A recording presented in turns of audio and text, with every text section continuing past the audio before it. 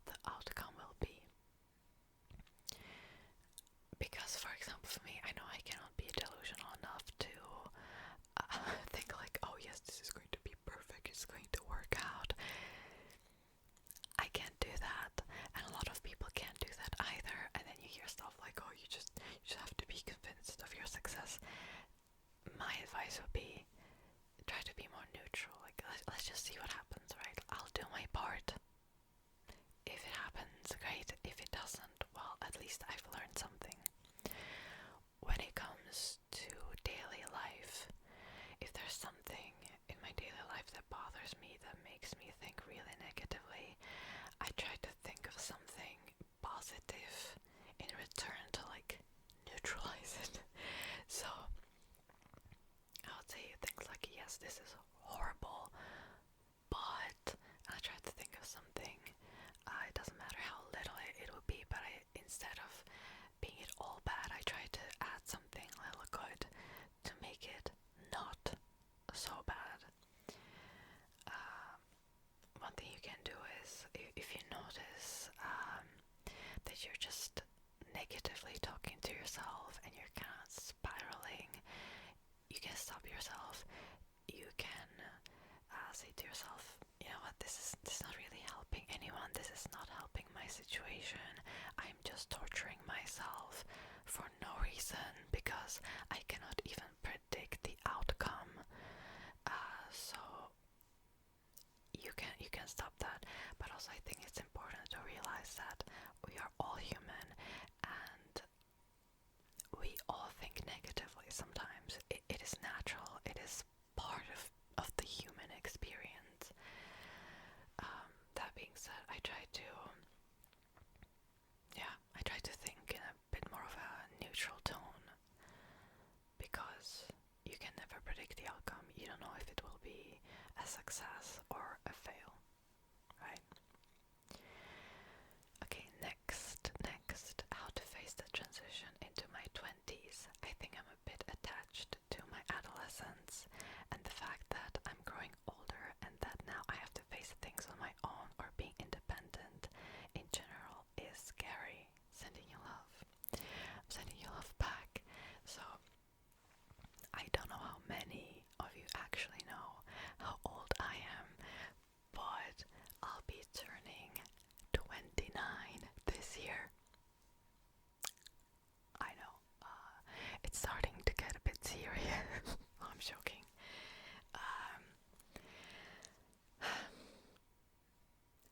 I'm going to speak from experience. I feel like in your early 20s you're just kind of thrown into this life. Now you have more responsibilities, but you actually do not really know how to handle most of it.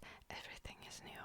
It can be overwhelming, and just, it's okay to take things slowly.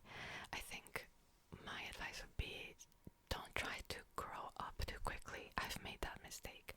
Once I turned 18, I had this mindset of, I'm an adult now, I have to do everything that is expected of me, which in translation is, I'm going to do what everybody else around me tells me to do and not what I actually want to do. And I had this mindset of, yeah, I'm probably going to be depressed if I do all this, but every adult is depressed anyway, so it's normal, and my life is going to suck, but everyone's life suck. And this mindset led me into being horribly depressed when I was 20, to the point that I didn't even think I would celebrate my 21st birthday, if you know what I mean. So, you know, give yourself time, give yourself space to make mistake, to really explore what you want to do in life. I think I thought I knew everything about life at that point, and now I look back and it's kind of almost laughable because I didn't know anything, obviously, but and I think I will feel the same way in 10 years or 20 years. That's just part of life. But my advice also would be,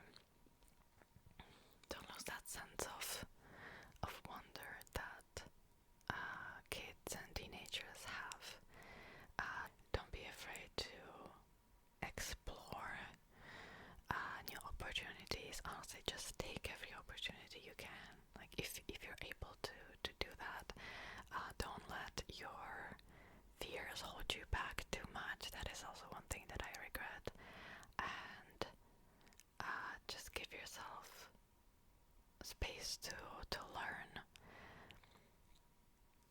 Honestly, I know that I have failed a lot in my 20s, and I just know that one day I'm going to look back and I'm going to be like, oh god, I do have a lot of regrets, for sure. But that's just part of being young. I mean, I still feel like I'm young, honestly. Like, I do you think that I feel 29? Well, technically I'm 28. Do you think I feel 28? No. Like, there's still things in my life that make me want to call a trusted adult, and then I remember that I am supposed to be the trusted adult. And I think there will be new challenges in life that will make you feel incompetent, and it will be scary. So yeah. Okay. Next, my job has become really toxic over the last year, and my ex-girlfriend has become a supervisor, so she has power over me and abuses it. However, the company has been very good to me, but they see her as a key part to their future. Should I leave or should I stay and hope it gets better? I think I would just try to look at it objectively, and maybe even make like pros and cons list or something, and think if this job is really worth it. Is it something that like you feel like if you would go to a different company, would you lose out on something? Do you feel like this is, do you feel like the company is a key part to your future or not? Or is the salary that great? Is this job worth the mental torment? Honestly, you cannot predict if it will get better or not. You can't, right? So just look at the situation right now as it is, and if this job is like really worth it, or if you should look somewhere else already. I don't know if hoping that one day it will get better is a good approach. So personally, I would just look at the situation as it is now. Okay, your advice on managing homesickness. I'm going to travel more this year, but it's by myself and I have never done that before. Personally, I don't necessarily feel homesickness unless I am away from home for like 2 months or longer. And I think it's because I just try to focus on the present moment. I think to myself, I can think about my home when I'm home again, but right now I'm here, so I would say I focus more on what's going around me, and I distract myself that way to not really feel homesickness and just enjoy the present moment, because you will come back. It's a different story if you're moving somewhere and you know that you might not come back, but that was not the question. Okay, next one. How do you go about being consistent in your life? I feel like I change so much day to day that it's hard to know who I truly am and how I truly feel. Well, maybe you are the type of person that is very inconsistent. Maybe that's who you are. I think that it's okay to change your mind on things. It's okay to explore like different, hobbies or jobs if you can do that, opportunities. Personally, I wouldn't worry too much about it. I think when I was younger, I was pretty much the same, and the only thing that I was consistent in was to put my effort toward the thing that I was currently interested in, or that I was currently doing. Like that was my consistency, just showing up for myself and doing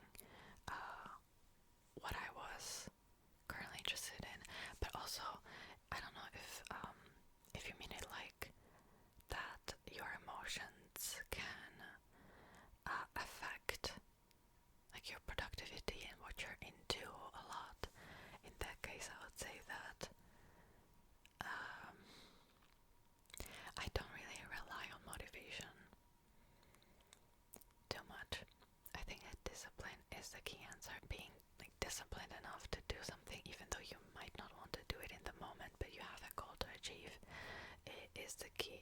Just motivation comes and goes, but discipline stays the same. And just, maybe start slowly and like really work on your discipline. I think that it's not like you can go from 0 to 100 right off the bat. So I've had this friend for 8 years, but sometimes when we hang out, she's passive aggressive or keeps making mean remarks. I don't want to let the friendship go, but it hurts me to hang out with her sometimes. What should I do? So I also have found myself in situations like this. Now, sometimes the friend was like toxic from the beginning, so I would just not talk to them. But then I had a couple of friends that I've had in my life for years, and they used to be really great friends. And usually what happens is that there is a shift in either your life or their life, and that causes them to act this way now. In my case, I've had a couple of friends where there was a big shift in both or in all of our lives at the same moment in very different directions. So the one thing you can do is to confront them and say like, hey, when you say things like this, it hurts me, and maybe even say like, it makes me not really want to hang out with you. Why do you feel the need to say things like this? And I think that confrontation is the key, because with the two examples, two friends, one of them I got into an argument with, and it ended up being a pretty bad argument, but after that things went back to normal, more or less. With the other friend, we didn't talk it out. Instead, she took a step back, and then, like almost a year later, we've met, and she broke down saying like, I don't want to lose you as a friend. Let's keep being friends. So I tried again, and after that, the mean remarks just didn't stop. But I also found out that she did something really mean behind my back that made me go, just whoa, that is not what friends do.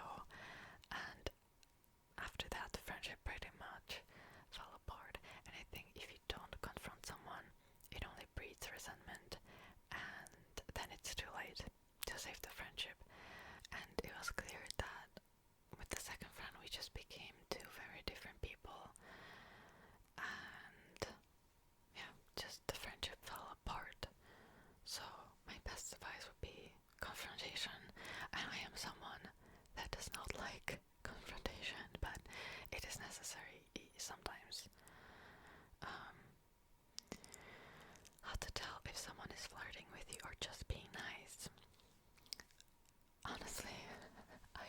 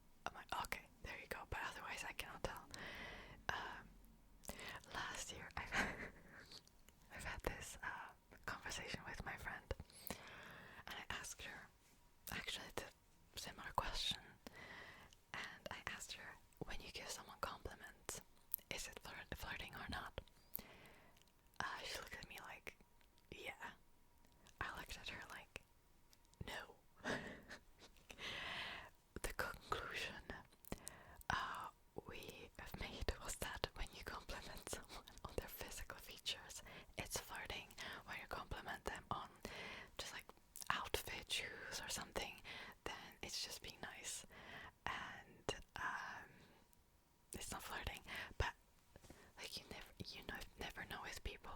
You never know. Then I asked her, okay, before I move on, I asked her, what if you say someone is attractive or like you compliment their muscles or something? Is that flirting? And my friend looked at me like, you got to be kidding me. Anyways, moving on. Okay, 24-year-old female. Okay, so first of all, I know I'm a douchebag, kinda. One of my coworkers, who I've worked with for like 4 years now, who is the same position as me, has been consistently calling out or not doing their job. This has been going on since like August 2024, so I have to pick up their slack. Before this, she and I got along great. You would go places outside of work, talk a lot, and just get along like friends. So I would get mad when this happened, and on days she called out, I would not talk to her that week. So it literally happened almost every week since August. And basically since then we've only talked to like say hello and we need to do this and goodbye. This included my birthday, her birthday, and Christmas, which we didn't even acknowledge. So finally she called me crying one day like 2 weeks ago and wanted to know why I wasn't talking to her. I told her and she got mad, saying I overreacted and I was the worst, and apologized. But she never apologized to me or admitted she was wrong for always calling out and me having to do her work. Anyway, now she hasn't missed any days since then and her performance is better, but now she's not talking to me, and when she does, she's cautious and it seems like she's forcing herself to. I'm sure she's mad at me and our friendship might be over. Is there anything I could do to salvage this, or is it even worth saving? I feel like I would be the only one putting in the work. I might just quit. So, right off the bat, this is something I actually talked about a few minutes ago. When you do not confront someone early on, it breeds resentment, which is, I feel like, what happened with you. Like, maybe your friend felt like she's just missing work and it has nothing to do with you, but you took that as like a personal inconvenience, right? Like a personal attack maybe, because you had to pick up her slack. And has been okay since August 2024. Well, the thing is, you already told her why, right?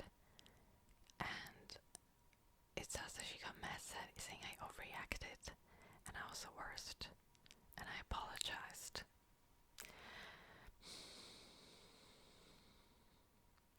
I don't really like when people say, oh, you just overreacted. Like, no, that's how you felt, right?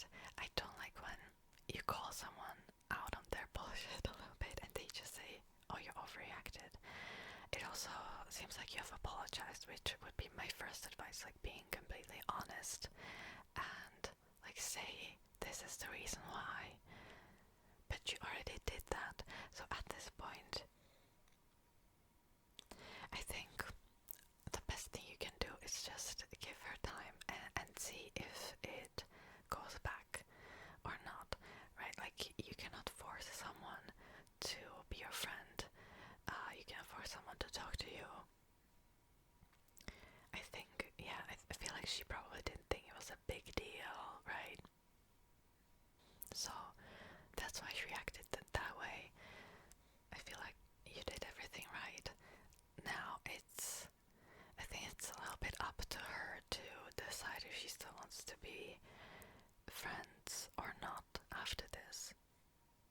Since you've apologized already, explained the situation, like what else can you do really? So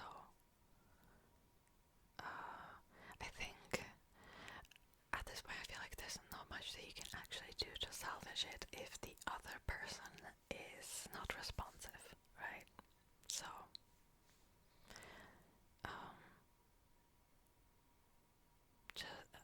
I would say just try to give it time. I don't know, I cannot predict the outcome. It's like, well, she already caught you crying, right? And asked for a reason, and you gave her the reason.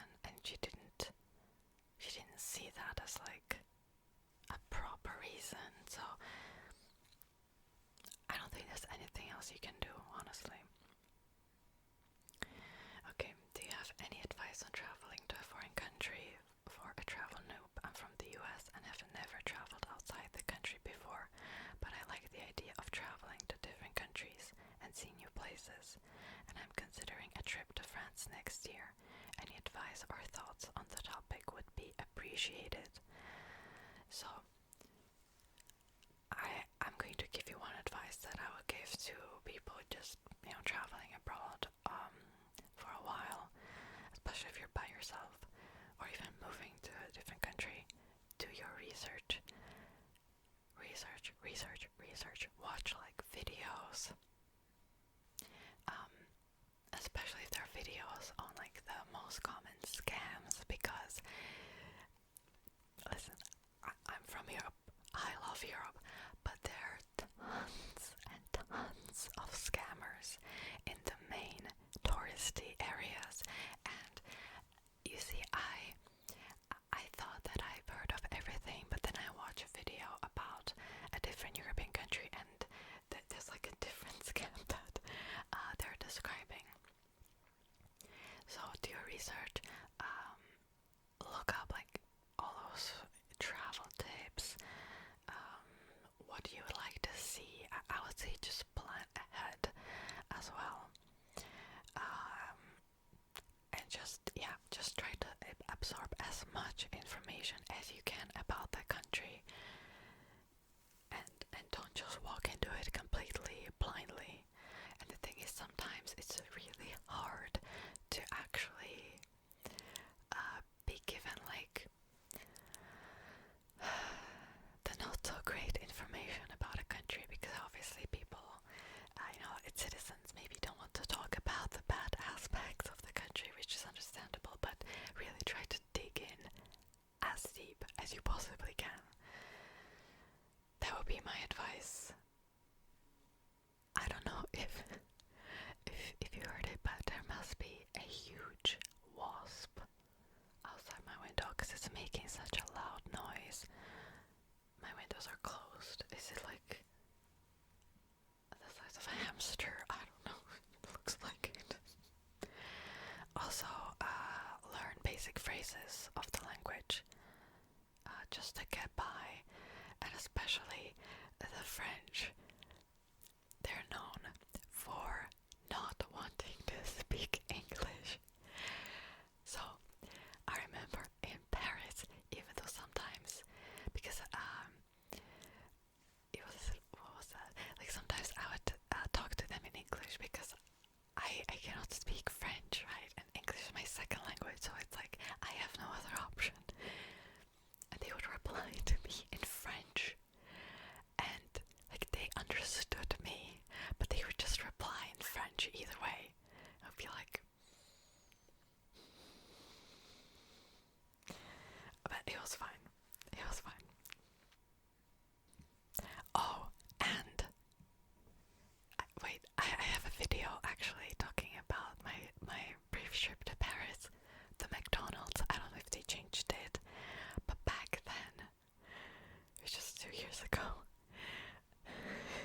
the McDonald's would only call the numbers of the orders in French, and there would be no screen with the numbers, like, oh, your order is ready, like it was in every other country I've been in previously, like even, like anywhere else, if you go to McDonald's, they have the screens that tells you your order is ready.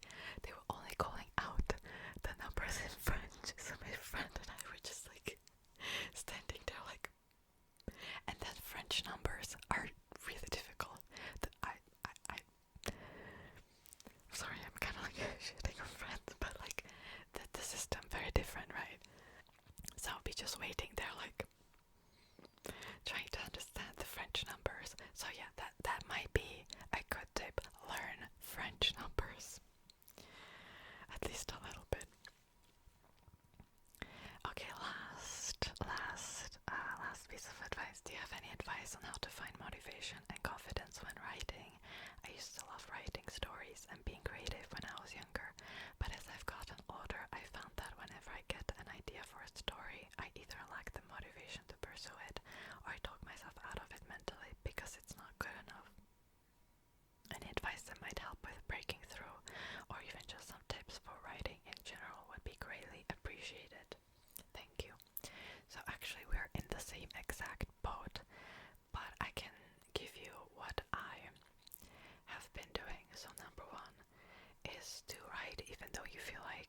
that's not good enough. Just right, because that is how you actually get better. In order to get better at something, you need to be horrible at it first, but practice enough to be good at it. So that's my advice. Like, just try to write like anything, and it doesn't matter if it's good, bad, if it would be nominated for a Pulitzer Prize or if it would be thrown out the window. It doesn't matter. Just write. Second advice would be, this is what I did. I am trying to take courses on creative writing to feel like I will be good enough. So I research, for example, Brendan Sanderson has a YouTube channel. He shares a lot of his tips for free. There are also courses out there.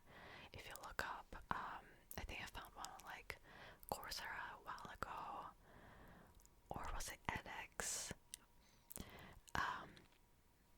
Where you can take these courses, and if you don't want a certificate, it should be for free. I don't know if it still is. Back when I did that, it was, but I don't have like up-to-date information.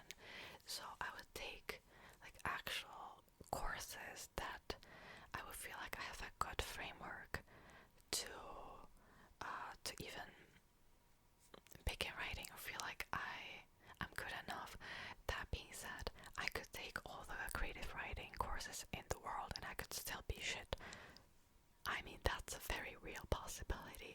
But those are like my only two tips that I can give you, honestly, because I don't have anything else.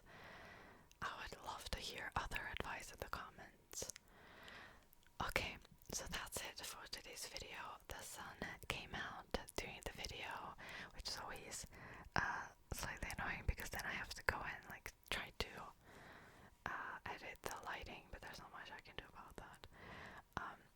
Anyways, thank you so much for watching. I hope you have enjoyed this video. If you want me to do another one in the future, let me know. This was really fun to film. I hope that it was helpful, at least somewhat. And I'll see you next time.